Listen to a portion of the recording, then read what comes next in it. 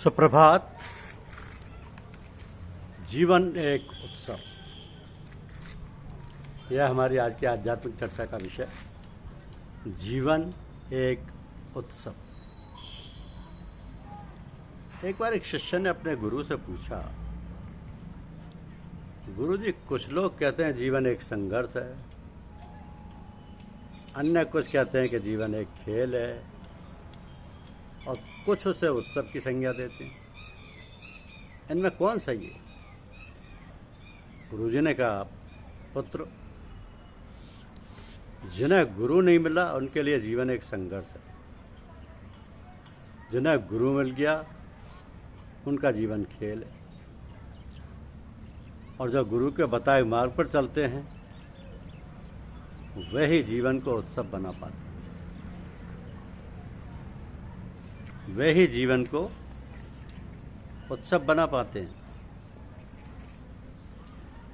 16 है, 16 एक अंक है,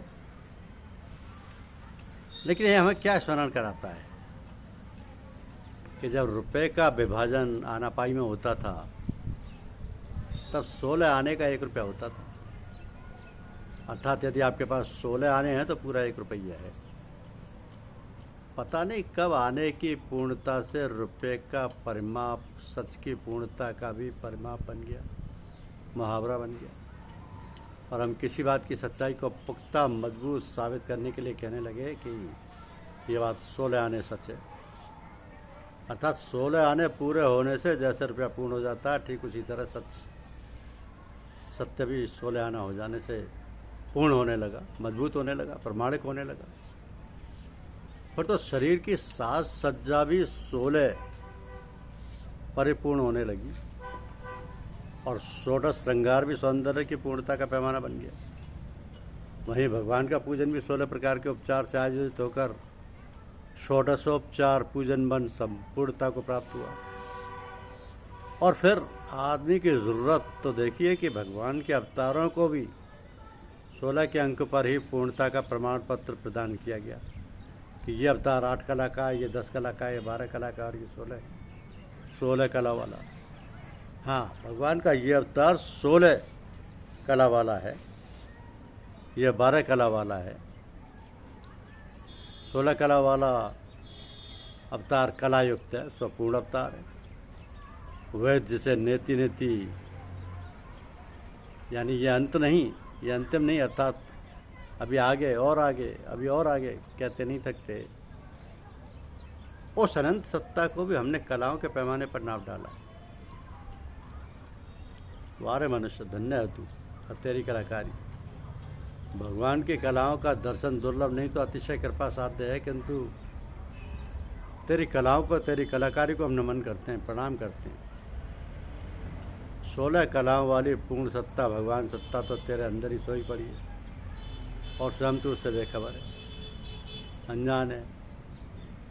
प्रश्नोपनिषद में सुकेशा की जिज्ञासा पर तत्वदर्शी महात्मा महर्षि पिपलाद कहते हैं, तस्मै स होवाच, तस्मै स होवाच, इह वांत शरीरे सौम्य पुरुषे यस्मिन् नेता षोडश कला प्रबंधती थी। कि हे प्रिय सुकेश, यहाँ शरीर के भीतर ही वह पुरुष है जिसमें 16 कलाएं प्रकट होती हैं।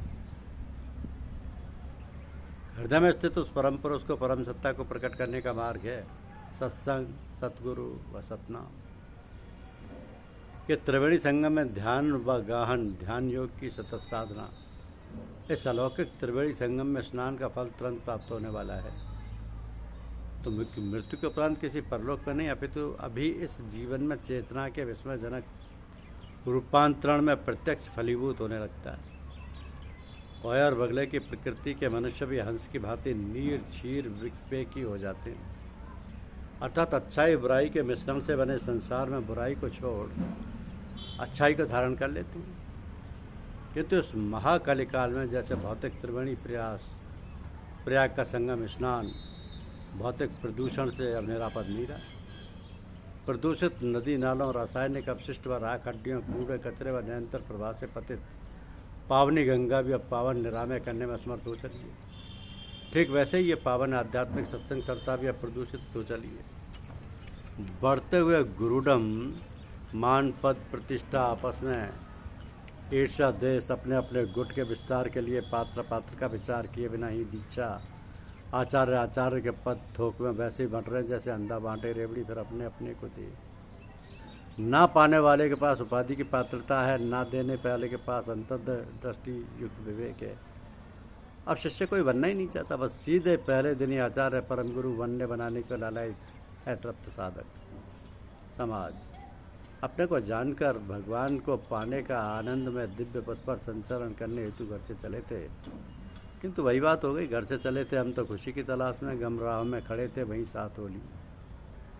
उपाधि ले देकर प्रतिष्ठा प्राप्त करने का ये मृग मारीच का उपाधियों की माया का मोहजाल निरंतर फैलता हुआ सीधे सच्चे भोले साधकों, जिज्ञासुओं, मुमुक्ष जनों को भटकाव के दलदल में धकेलता जा रहा है।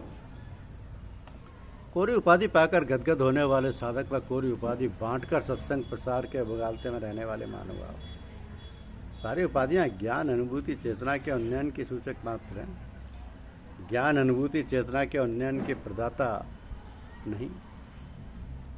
यदि चेतना इन ज्ञान अनुभूति से सराब हो रहा तो यदि उपाधि है तो ठीक है, नहीं है तो भी ठीक, कोई फर्क नहीं पड़ने वाला। आखिर महात्मा कबीर किस विश्वविद्यालय की उपाधि से नवाजे गए थे? वो तो स्वामी कहते पढ़ते थे, मसी कागज छुओ नहीं, कलम गही नहीं हाथ। जबकि आज विश्वविद्यालयों में उन पर शोध हो रहे हैं, उनको पढ़ा समझा जा रहा है। उनके ज्ञानानुभव से हम जीवन जगत में ही नहीं, अध्यात्म जगत में 500 वर्षों से वह मार्गदर्शन पा रहे हैं, जो अद्भुत है, दुर्लभ है, विस्मयकारी है। अन्यथा बिना पढ़े, परीक्षा दिए, बिना ज्ञानानुभव अर्जित किए हत्याई गई डिग्रियों के दुष्परिणाम कुछ विश्वविद्यालयों में आज प्रत्यक्ष दिखाई दे रहे हैं।